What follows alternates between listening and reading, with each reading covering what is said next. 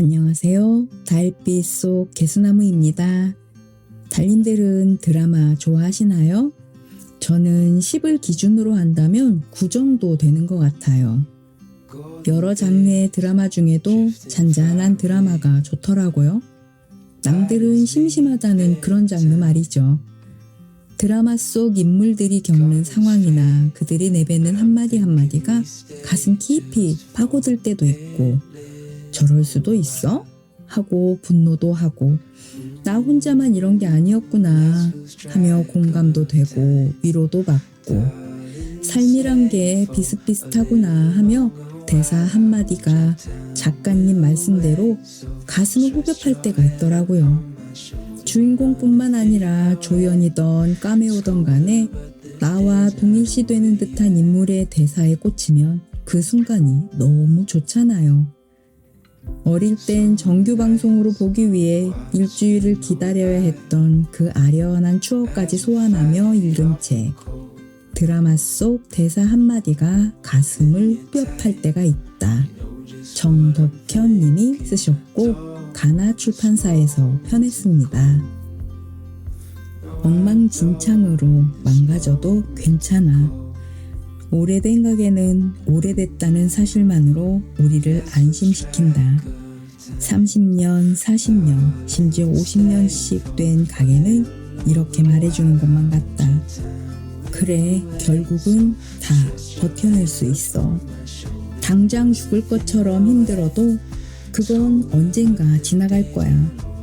치유될 수 없을 것 같던 깊은 상처도 결국 아물 것이고, 그건 삶의 훈장처럼 훗날 우리를 즐겁게 해줄 추억담이 될 거야. 벽면 가득 수많은 사람이 남겨놓은 낙서처럼. 나의 아저씨를 보면서 정인의 선술집에 가장 가슴 설레었던 건 조금 낡고 오래된 분위기 때문이었다. 저런 선술집이 집 근처에 있으면 얼마나 좋을까? 퇴근길에 잠시 들러 슬기운의 하루의 피로를 날려버릴 수 있는 그런 선술집. 잘 차려입고 위스키 언더락을 홀짝이는 호텔바에서는 결코 느낄 수 없는 사람 냄새 가득한 곳. 그런 곳에서는 처음 만나는 사람과도 왠지 소주잔을 부딪힐 수 있을 것 같다. 낡은 선술집을 찾는 이들은 술집과 닮아 있다. 적당히 나이 들었고 여러 차례 삶의 아픔을 겪었으며 꼭대기를 향해 올라가거나 그 위에 있기보다는 내려오는 중이거나, 아래에 있는 이들이다. 은행 부행장까지 했던 아저씨가 지금은 모텔에 수건대는 일을 하고 있고, 한때는 자동차 연구소 소장이던 아저씨는 미꾸라지 수입을 하고 있으며, 제약회사에서 이사였다가 백수가 된 이도 있다. 술을 퍼먹다 토해내도 누군가가 받아주었을 영화감독이 이제는 누군가의 토사물을 청소하는 일을 하게 되기도 한다. 선술집도 한때는 모든 게 반짝반짝했던 시절이 있었을 게다. 벽도 깨끗했고 테이블도 상처 하나 없이 말끔했을 게다. 하지만 지금은 깨끗했던 벽 가득 낙서가 채워져 있고, 테이블에는 여기저기 냄비에 태워진 자국들이 생채기처럼 남아있다. 그래서 더더욱 안심이 된다. 조금 망가지거나 낡아도 괜찮고, 달리 보면 그게 더 멋있게 보이기도 하니까. 한때 영화감독이었으나 지금은 청소 일을 하고 있는 기우는 일이 끝나면 형과 정인의 선술집에서 술을 마신다. 그런데 언젠가부터 그 옆자리에 배우 유라가 앉아있다. 기우는 감독이었을 당시 연기 못한다며 그토록 유라를 타박했었다. 그러니 유라가 졸졸 따라다니는 이유가 자신을 괴롭히려는 거라고 기우는 생각한다. 참다 못한 기훈이 왜 이렇게 따라다니냐? 호통을 친다. 그러자 의외의 대답이 나온다. 망가진 게 좋아요. 기훈은 생각한다. 유라의 말은 이 선술집 풍경이 그러하듯이 나보다 못한 인간이 있다는 걸 좋아한다는 의미일 거라고. 하지만 유라는 그런 뜻이 아니라며 정색한다. 그리고 진심을 담아 이곳을 찾는 분들을 존경한다고 말한다. 인간은요, 평생을 망가질까봐 두려워하며 살아요. 전 그랬던 것 같아요. 처음엔 감독님이 망해서 정말 좋았는데 망한 감독님이 아무렇지 않아 보여서 그게 더 좋았어요. 망해도 괜찮은 거구나. 아무것도 아니구나. 망가져도 행복할 수 있구나. 안심이 됐어요. 이 동네도 망가진 것 같고 사람들도 다 망가진 것 같은데 전혀 불행해 보이지 않아요. 절대로. 그래서 좋아요. 날 안심시켜줘서요. 어린 시절에 나는 갯벌에 들어가기를 꺼렸다. 온몸에 시꺼먼 진흙이 묻는데 좋을 리 없었다. 게다가 갯벌 속에서 작은 개들이 나왔다 들어가고 여러 다리가 칭칭 감아매는 낙지도 징그럽기만 했다. 눈에 안 보여도 바글바글 벌레들이 잔뜩 있을 것만 같았다. 갯벌이 진창이 뭐가 좋은지 온몸에 펄을 쳐바르고 즐겁게 뛰어노는 어른들이 이상해 보였다. 손에 흙 묻는 걸 싫어하는 아이에게 갯벌은 자신을 망가뜨릴 무서운 존재처럼 다가왔다. 그런데 아버지가 그런 날을 번쩍 들어 갯벌 속에 빠뜨리고 얼굴과 온몸을 펄로 칠해버리자 걱정했던 마음이 순식간에 풀려버렸다. 애써 지키려던 무언가를 내려놓자 그곳은 즐거운 놀이터가 되었다. 아버지는 그렇게 갯벌에서 뒹굴며 노는 놀이를 엉망진창 놀이라고 불렀다. 때론 엉망진창으로 망가져도 괜찮아 라고 아버지의 미소는 말하고 있었다. 나이 들어가는 건 마치 망가져가는 것만 같다. 괴로운 일, 힘든 일을 많이 겪다 보니 몸도 마음도 너덜너덜해졌다. 가만히 있어도 자꾸만 망가져가는 것 같아 얼굴에 영양크림을 바르고 머리를 염색하고 젊은 세대들의 문화를 기웃거린다. 하지만 그렇다고 되돌아가지는 않는다. 그럴 때마다 나는 갯벌을 떠올린다. 조금 망가져도 괜찮다고. 그것도 즐거울 수 있다고. 적어도 누군가 찾아왔을 때 안심이 되는 정도의 적당한 망가짐은 멋일 수도 있다고. 나의 아저씨의 그 오래된 선술집처럼. 대단하지 않은 날들이 대단함. 가장 친했던 친구가 백혈병으로 황망하게 떠난 지 1여년이 되었을 때 친구의 누님으로부터 전화가 왔다. 친구의 생일을 맞아 영상 추모제를 한다는 거였다. 1년이 지났어도 친구들끼리 만나면 늘 그 친구의 술잔까지 마련해서 채워주곤 했을 정도로 우리는 여전히 그의 부재를 받아들이지 못하고 있었다. 추모제라는 명칭이 우리네 평범한 사람들에게는 다소 거창하게 느껴진다고 생각하며 행사장인 명동성당 코스트홀을 찾았다. 몇백 명은 좋게 앉을 수 있는 넓은 공간은 텅 비어 있었고 가족과 우리 친구들 몇 명만이 그 넓은 자리를 차지하고 있다. 사실 추모제라고 해서 그다지 큰 기대는 하지 않았다. 그런데 막상 누나가 편집해서 만들었다는 동영상이 친구의 생전 모습을 비추자 우리는 잠옷 진지해졌다. 아이 돌잡이를 하는 영상 등에서 친구는 평소 모습대로 웃고 얘기하고 있었다. 동영상이 갑자기 뚝 끊어지는 듯 꺼지고 이어진 영상은 무덤가에서 오열하고 계신 어머님의 사진이었다. 다음은 병원에 있을 때 마지막으로 찍은 사진이었다. 점점 마음이 뭉클해졌다. 이어지는 사진들은 마지막으로 떠났을 것이라고 보이는 가족의 여행 사진이었다. 그곳에서 친구는 아장아장 걷는 아들을 대견스레 바라보고 있었다. 이후 100여 장이 넘는 사진이 이어졌는데 그것은 마치 벤자민 버튼의 시간은 거꾸로 간다라는 영화를 떠올리게 했다. 알비노니의 아다지오가 장중하게 흘러나오는 가운데 시간의 역순으로 사진이 떠올랐고 그 사진 속에서 친구는 점점 젊어지고 있었다.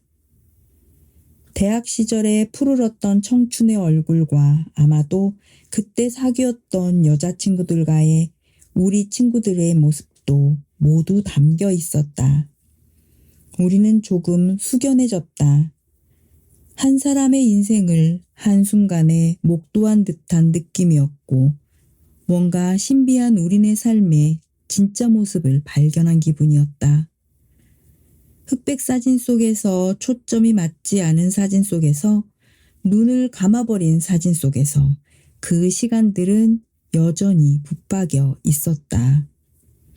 후반부로 가면서 친구는 아기가 되어갔다. 아장아장 걷기 시작하는 아기의 모습에 아버지 없는 세상에서 살아가고 있을 아들의 얼굴이 오버랩되었다. 그 친구의 아들은 영락없이 그 친구가 어렸을 적 얼굴 그대로였다. 문득 시간은 한 사람 안에서는 무자비하게 앞으로만 흘러가지만 가족이라는 테두리에서는 그렇게 무한회귀하고 있다는 생각이 들었다. 그 일이 있은 지 벌써 10여 년이 흘렀다. 눈이 부시게라는 드라마를 보다 문득 그날의 숙연했던 마음이 떠올랐다. 시간을 되돌릴 수 있는 시계라는 판타지 장치가 그랬다.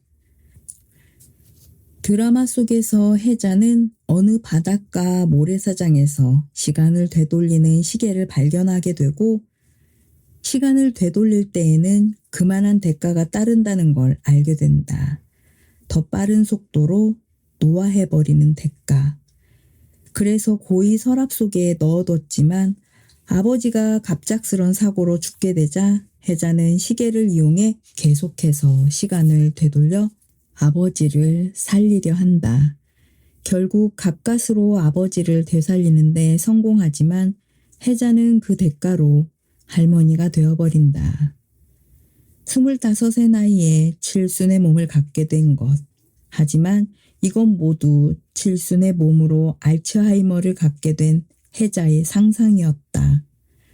안타까운 과거를 되돌리고픈 마음은 아마도 모든 인간이 갖는 회한이 아닐까 싶다. 그건 가까운 이의 죽음 같은 특별한 아픔을 겪지 않았다 해도 마찬가지다. 나이 들어가면서 과거에 대한 저마다의 회한을 갖기 마련이다. 그래서 우리는 기억이라는 장치를 활용한다.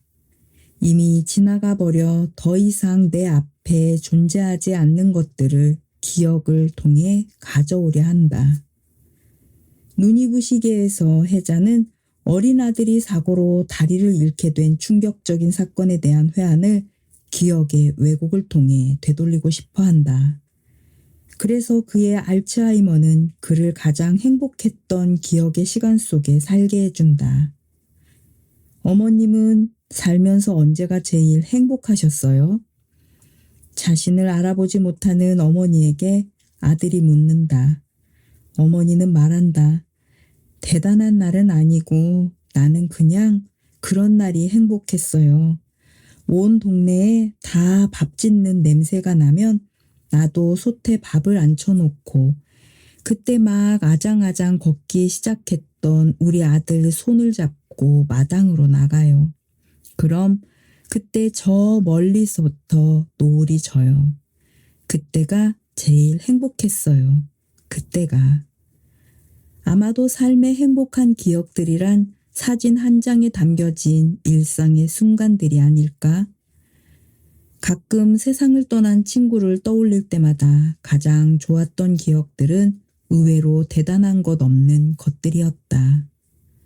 함께 목욕탕에 가고 맛있는 음식을 먹고 제주도로 놀러 갔던 그런 기억들이 대부분이다. 대단한 일이 아닌데도 우리의 기억들이 오래도록 머릿속에 남겨두는 걸 보면 그것이 어쩌면 우리네 삶에서 진짜 대단한 일이 아닐까 생각하게 된다. 시간을 되돌릴 수 있다면 친구와 다시 하고픈 일들이 바로 그런 일일 정도로. 적어도 엄마가 있다. 우리 엄마. 헤일 수 없이 수많은 밤을 카운터에서 엄마와 같이 앉아 있으면 여관 맞은편 극장에서 이미자의 동백 아가씨가 흘러나오곤 했다. 어머니는 자신의 어린 시절 이야기나 가족 이야기를 들려준 적이 없다. 다만 어려서 일찍이 부모를 여의고 홀로 세상에 나와 안 해본 일 없이 억척스럽게 살아왔다는 것만 어렴풋이 알 수 있을 뿐이었다. 지금과는 다른 마당도 있고 정원도 있는 꽤 낭만적인 옛 여관이었지만 카운터를 지키고 방을 청소하고 손님을 받는 일은 상당히 고된 것이었다. 특히 지금 생각해보면 새벽까지 잠을 자지 못하고 카운터에서 혼자 얼마나 외롭고 힘들었을까 싶어 가슴 한편이 저리다. 어머니는 일찌감치 자식들을 서울로 유학 보내고 공부를 시키기 위해서라면 뭐든 하셨다. 어린 나이에 서울로 오게 된 자식들은 그게 너무 힘들다며 투덜댔지만 어머니는 홀로 그 감옥 같은 카운터에서 얼마나 많은 밤을 지새웠을까? 어려서 사는 일이 힘겨워 학교도 제대로 다닐 수 없었던 어머니는 뒤늦게 학교를 다니셨다. 시골에서 서울까지 올라와 청량리에 있는 문예 학교까지 오가며 글을 배웠다. 뒤늦게 시작한 어머니의 공부는 지금까지 이어지고 있다. 카운터를 지키느라 잠도 제대로 자지 못한 상태로 그 먼 길을 다니며 가졌을 공부에 대한 갈증은 얼마나 컸던 것일까? 어려서 우리 집 여관을 한다는 사실이 부끄러웠다. 그래서 나는 부모님의 직업란에 늘 상업이라고 썼고 조금 커서는 사업이라고 쓰곤 했다. 왜 그랬는지 모르지만 나는 뒤늦게 그런 내 자신이 부끄러워졌다. 사실 내가 대중문화 관련 글을 쓰는 직업을 갖게 된 것도 알고 보면 그 여관의 영향이 컸다. 극장이 바로 앞이라 가끔 리사이트를 하러 연예인들이 오면 우리 여관에서 묵곤 했다. 이미자도 이주일과 이상해도 배삼룡도 우리 여관에 묵었고 어린 내 머리를 쓰다듬어 주기도 했다. 그런 경험들이 나를 자연스럽게 대중문화 속으로 끌어들였을 거라고 나는 지금에 와서 생각한다. 어쩌면 카운터에 앉아 하염없이 들었던 이미자의 동백 아가씨 영향일지도. 동백꽃 필 무렵에서 동백은 어린 시절 자신을 버리고 떠났던 엄마 정숙에 대한 애증을 갖고 있다. 엄마는 너무나 가난해 아이까지 잃을 수 있다는 생각에 제사를 베어내듯 동백을 보육원에 맡기고 떠난 것이었고 그 후로 단 한순간도 동백을 생각하지 않은 적이 없었다. 엄마는 삶 자체가 온통 동백이란 존재 하나를 위해서 있는 것처럼 살았다. 어쩌다 재혼을 하게 되었어도 그건 마찬가지였다. 쉽지 않은 시집살이에도 따박따박 돈을 모아 동백을 위한 목숨값이나 되는 것처럼 보험을 들었다. 늘 엄마를 부정해왔던 동백이 엄마에게 꽃뱀 운운하는 정숙의 우붓다리 뺨을 올려붙이며 우리 엄마야 라고 할 때 나도 모르게 눈물이 터졌다. 세상 사람들이 뭐라고 해도 자식들에게 엄마란 그런 존재일 것이었다. 카운터에 늘 무심한 표정으로 앉아 있어 아무렇지도 않은 것처럼 보였지만 어머니가 참 많은 걸 희생하며 살았다는 걸 알아차리는 데는 꽤 긴 시간이 필요했다. 어머니와 함께 호주를 여행할 때였다. 렌트한 차를 운전하며 어머니가 듣기 좋으라 가져온 CD를 들고 옛 노래를 따라 부르고 있었다. 기분이 좋아졌는지 어머니도 노래를 따라 불렀는데 갑자기 어느 순간 조용해졌다. 앞만 보고 운전하다 갑자기 조용해져 옆자리를 돌아보니 어머니가 울고 계셨다. 왜 울어? 하고 물으니 어머니는 이렇게 말씀하셨다. 이렇게 좋은 걸 이제 알았네. 이런 여행 하나가 어머니에게는 굉장한 호사였던 거였다. 때론 혼자 들길에 피어난 꽃이 된 듯 외롭고 힘들 때가 있다. 하지만 그 꽃이 그렇게 핀 것은 결코 혼자의 힘만은 아니었다는 걸 이제 나도 부모가 되어 조금은 알게 됐다. 보이지 않는 바람이 불었고 따스한 햇볕이 내리쬐었으며 촉촉한 비가 메마른 가지를 적셔 주었다. 태어난 모든 이들은 그래서 혼자가 아니다. 적어도 어머니가 있으니. 인생은 아름다워. 내가 네 애미다. 언젠가부터 이 말은 이른바 막장 드라마를 상징하는 대사가 되었다. 출생의 비밀은 한때 드라마 시청률을 높이려면 반드시 있어야 하는 코드처럼 자리하기도 했다. 그리고 알고 보니 공공이었다는 출생에 얽힌 사연은 눈물과 충격을 주는 드라마의 장치에서 점점 희화화되어 이제 개그 프로그램의 단골 소재가 될 정도가 됐다.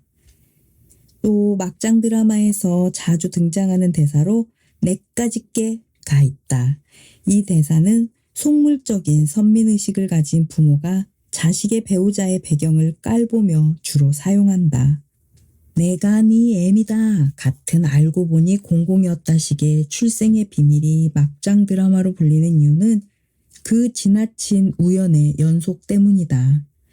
과연 저런 일이 실제로 벌어질 수 있을까 싶은 개연성 제로의 이야기, 내까짓게 같은 시청자들의 뒷목을 잡게 만드는 인물을 막장으로 부르는 이유는 몰상식하며 비윤리적이고 비도덕적인 캐릭터에 대한 반감 때문이다. 어쨌든 우리가 삶에서 결코 마주하고 싶지 않은 그런 순간들을 상투적 코드로 쓰는 드라마들에 우리는 막장이라는 수식어를 붙이게 됐다. 하지만 잘 생각해보면 삶이 그렇게 논리적이고 개연성 있게 굴러가지 않는다는 걸 우리는 경험적으로 알고 있다. 열심히 성실하게 노력하는 사람이 모두 성공하는 것도 아니고 남녀 간의 사랑은 해피엔딩보다 새드엔딩이 더 많다. 그토록 보기 싫은 갑질들을 우리 사회 도처에서 경험하게 된다. 자식을 위해 헌신하는 부모도 있지만 그것이 모든 부모의 이야기는 아니다. 화목하게 사는 가정만큼 가족 간에 지지고 볶는 가정도 얼마나 많은가. 신종 코로나 바이러스로 전국이 비상 상황에 들어갔을 때 확진자가 쏟아져 나오는 대구가 고향인 한 대학 동기는 어머니가 너무나 걱정돼 서울에 있는 자신의 자취집으로 모셨다고 했다.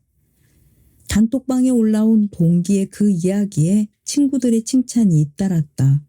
너무 잘했다는 거였다. 하지만 동기의 말이 압권이었다. 비혼으로 혼자인 동기는 어머니와 한 달 가까이 지내는 게 너무나 고역이라고 했다. 그리고 결혼을 해 가족을 꾸려 지내는 친구들에게 새삼 존경한다고 적었다.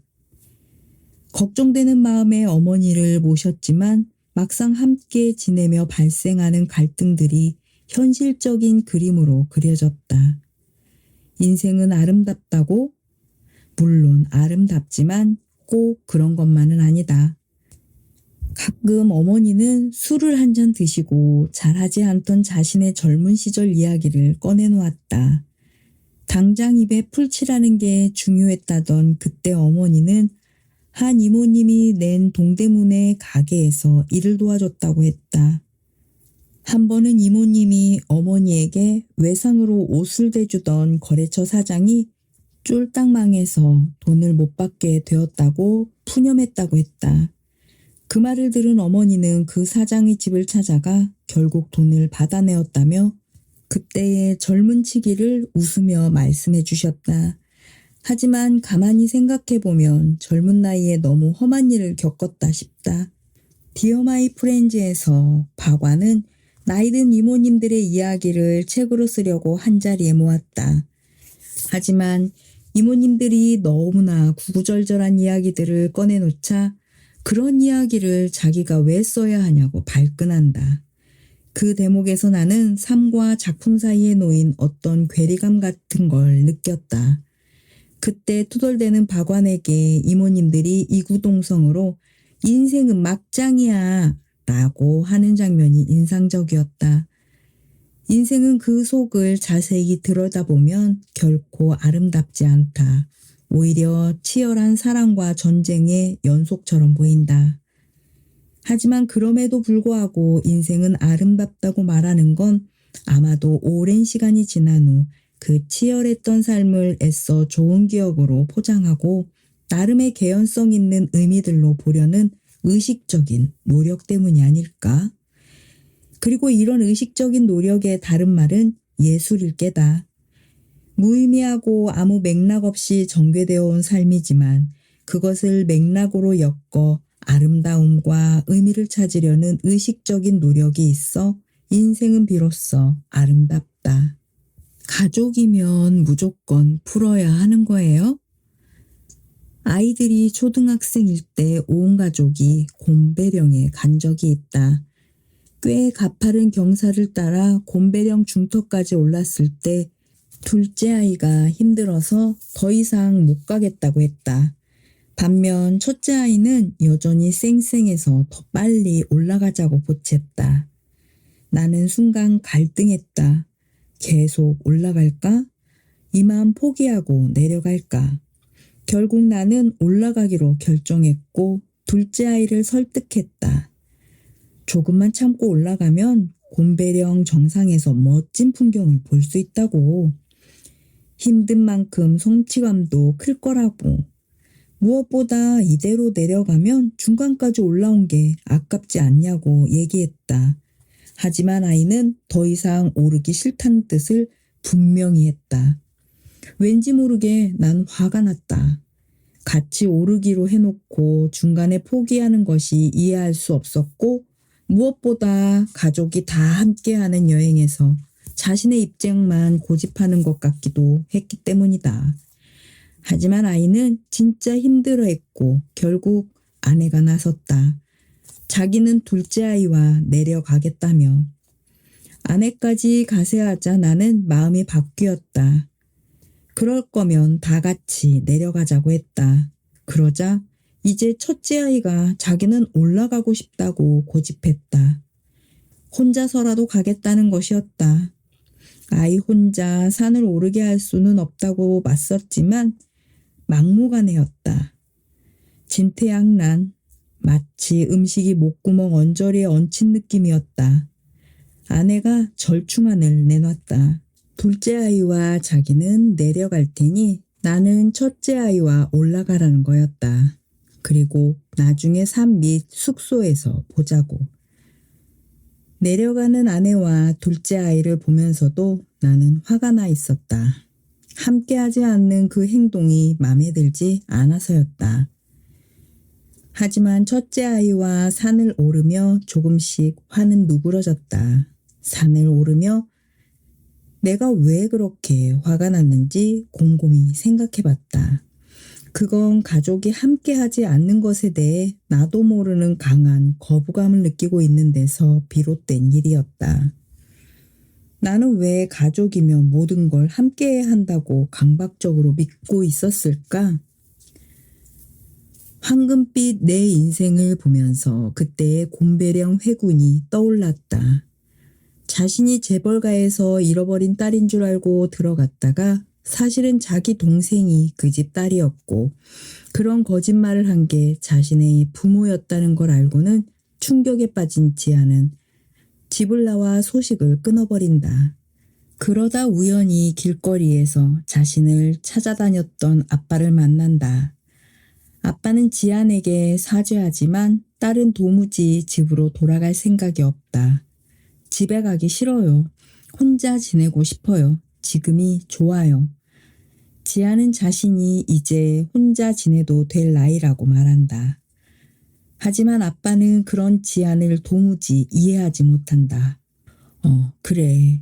엄마 아버지 얼굴 보기 힘들겠지. 그래. 얼마나 화나고 실망했겠냐, 네가. 그래도 풀어야지. 화내고 분풀이를 하더라도 얼굴 보고 풀어야지. 그러면서 엄마 아버지 속 얘기도 한번 들어주고. 가족인데, 응? 너한테 속죄할 기회는 한번 줘야지. 그러자 지아는 꾹꾹 눌렀던 감정을 담아 속내를 쏟아낸다. 제가 왜요? 가족이면 무조건 풀어야 하는 거예요? 왜요? 가족이면 무조건 같이 살아야 하는 거예요? 같이 있기가 힘든데 엄마 아버지 얼굴을 제가 볼 수 있다고 생각하세요? 보면서 살 수 있다고 생각하세요? 뼈 때리는 말이 아닐 수 없었다. 가족은 실제로 우리에게 그런 마법의 단어였지 않았나. 가족이라고 하면 뭐든 용서되는 것으로 알았고 가족이기 때문에 뭐든 함께해야 하는 것으로 생각했다. 하지만 황금빛 내 인생은 가장 중요한 것은 가족이 아니라 내 인생이라고 말하고 있었다. 생각해보니 그때 곰배령 회군을 한 아내와 둘째 아이를 나중에 정상에서 내려와 만났을 때 우리는 꽤 즐거운 담소를 나눴던 것 같다. 첫째 아이는 정상이 어땠는지 또 그곳에 오른 기분이 어땠는지 늘어났고 일찍 회군한 둘째 아이는 오를 때는 힘들어서 보지 못했던 숲 풍경을 보며 얼마나 즐거웠는지 얘기했다. 각자 원하는 걸 하더라도 우리가 가족이란 사실은 달라지지 않는다. 서로가 원하는 걸 해주고 그 경험들을 이야기하며 웃을 수 있다면 족한 게 가족이 아닐까 싶다. 언젠가 친한 친구와 설악산을 오르다 산에서 내려오는 아버지와 두 아들을 본 적이 있다. 아버지가 앞장서서 하나, 둘을 외치면 아들들이 따라서 셋, 넷을 외치며 마치 병정놀이 하듯이 내려가고 있었다. 숨이 턱까지 차올랐던 나는 척척 산 꼭대기에 오른 아이들이 대견하다고 여겼다. 하지만 그때 친구가 했던 말이 인상적이었다. 하여간 부모를 잘 만나야 돼. 얼마나 힘들겠어. 한 권의 책 같은 사람. 어렸을 때 우리 집 책장에는 세 개의 명작 백선이 꽂혀 있었다. 어머니의 동네 지인이 소개해서 사들인 그 전집을 나는 거의 읽지 않았다. 물론 처음에는 새 책이 주는 호기심에 톰 소여의 모험이나 해저 이말리 같은 책들을 꺼내 들기도 했지만 대부분 사파만 들여다보고 다시 꽂아두었다. 대신 아버지와 나는 책 찾기에 놀이를 많이 했다. 100권의 책이 꽂혀있는 책장 앞에서 내가 톰 소여의 모험 하고 문제를 내면 아버지가 그 책을 찾고 아버지가 해저 이말리 하면 내가 그 책을 찾는 놀이였다. 이 단순한 놀이는 어쩐지 지금도 내게 책에 대한 가장 강렬한 기억으로 남아있다. 특히 기억에 남은 책은 레미제라블이다. 물론 그 책을 읽고 뮤지컬까지 봤던 건 한참 후의 일이지만 당시에는 이 책이 무슨 내용인지도 모르고 문제를 내곤 했다. 유독 이 책이 기억에 남았던 건 다른 책들, 이를테면 걸리버 여행기나 로빈슨 크루소 같은 책들은 쉽게 찾았는데 이상하게도 레미제라블과는 찾기가 힘들었기 때문이다.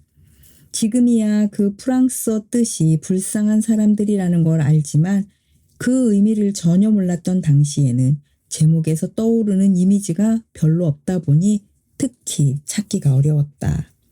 책을 독서보다는 찾는 놀이로 먼저 접했던 탓인지 내게 책은 그 내용보다 외형과 감각 그리고 특유의 느낌으로 더 강하게 남았다. 제목을 발견했을 때의 희열과 손으로 꺼냈을 때 느껴지는 중량감, 비 오는 날이면 책에서 묻어나던 특유의 향기, 책장을 넘기다 종잇날에 베어 점점이 묻어나던 피, 급하게 책을 빼다 우르르 쏟아져 내리는 소리와 뽀얗게 올라오던 먼지들. 책하면 그런 것들이 먼저 떠오른다. 그 기억이 주는 강렬한 이끌림 같은 것이었을까? 글쓰기를 업으로 삼고 있어서이기도 했지만 나는 이사를 갈 때면 항상 두 가지 조건을 먼저 체크한다. 하나는 산이고 다른 하나는 도서관이다. 이 두 가지 조건이 충족되어야 비로소 그곳에서 집을 알아보았다. 자주 도서관에 가는 이유는 특정한 목적이 있어서라기보다는 그곳에 앉아 책을 손에 쥐고 읽고 있는 행위가 주는 즐거움이 크기 때문이다. 그렇게 책 한 권을 손에 쥐고 읽다 보면 마치 어떤 한 사람과 마주하고 앉아 대화를 나누며 그를 알아가는 것만 같은 내밀함과 친밀함이 느껴진다. 이런 개인적 경험 때문이었을까? 책을 만드는 사람들의 이야기를 다뤘던 드라마 로맨스는 별책부록 마지막 회에서 강병준 작가가 치매로 기억을 잃어가며 남긴 유서가 내레이션으로 흘러나올 때 책 같은 사람이라는 말이 참 특별하게 들렸다. 앞으로도 누군가에게 한 권의 책이 되는 인생을 살아라. 한 권의 책이 주는 따뜻하고 아날로그적이며 막연한 설렘과 기대감을 갖게 하는 그런 느낌들이 떠올랐다. 모든 게 디지털화된 삶을 살다 보니 사람을 만나는 일이 점점 귀해진다. 편지 하나를 써도 메일창을 열어 뚝딱 써서 보내다 보니 이제는 편지지에 꾹꾹 눌러 써서 우체국에 가서 우표를 붙여보내던 그 일련의 과정이 주는 설렘과 감흥은 사라져버렸다. 심지어 화상으로 얼굴을 보며 지구 반대편에 있는 이와도 통화가 가능하다 보니 그리움이라는 감정의 두께도 얇아져 버렸다. 책도 이제는 모바일이나 인터넷으로 다운로드 받아 언제든 쉽게 읽을 수 있지만 그래서야 어디 책 읽는 맛이 날까? 한 권의 책이 되는 인생이란 누군가에게 다정한 자국 정도라도 남기는 삶이 되라는 것이지만 거기에는 좀 더 실제로 만나 교감하는 그런 삶을 얘기하는 것이 아닐까? 스마트폰을 열면 어마어마한 양의 전화번호가 들어있지만 그중 가깝다 생각하는 번호는 몇 개가 되지 않는 세상이다. 누군가에게 그 몇 개 되지 않는 번호로 남는 그런 삶을 살아야 하지 않을까 생각해본다. 너무 쉽게 많은 사람들과 연결되는 세상에 살다 보니 진짜 가까운 사람들과의 만남과 교류가 더 소중하게 다가온다. 공감이 많이 되시죠? 지난 드라마 다시 되돌려 보기를 해야 할 것 같죠? 저는 이미 되돌려보고 있답니다. 좋은 대사를 수첩이나 일기장에 쓰는 습관이 있는 저이기에 이 책은 거의 저의 일기장을 다시 보는 느낌이었어요. 달님들의 가슴 깊이 저장되어 있는 드라마는 무엇이었을까요? 오늘 밤 대사를 곱씹으며 한편 감상하시는 낭만을 간만에 즐겨보시길 추천하며 달님들 사랑합니다.